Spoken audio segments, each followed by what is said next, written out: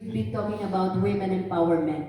It's about time you should treat women with respect. I mean, yung araw, sabi nila, ang babae na nasunod lang sa lalaki. Not anymore. We truly respect our men. But remember, marami kaming kayang gawin. At bigyan mo ng respeto ang kakayahan ng isang babae. Hindi ka babae lang, babae kami. At kaya kami naman.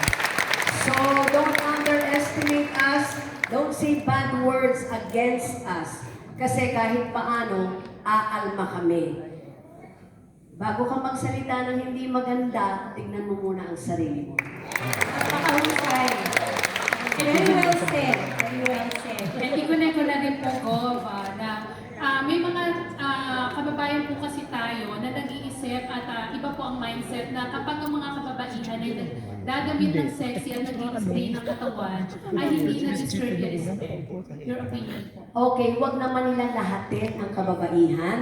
Merong iba na meron tayong mga kababaihan na hindi nagsusuot na masasabi nating maayos na pananamit. Pero still wala tayong karapatan para husgahan sila.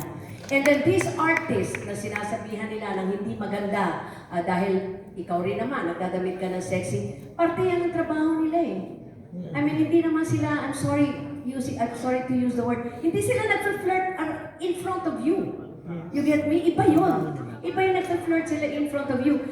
Dumadaan lang yan eh. Sa'yo, kung parte ng trabaho nila, wala kang karapatan maghusga.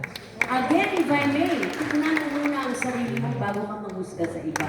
Lalo na sa kababaihan. Mabuhay ka, TV! Maraming salamat. Maraming salamat sa inyong mga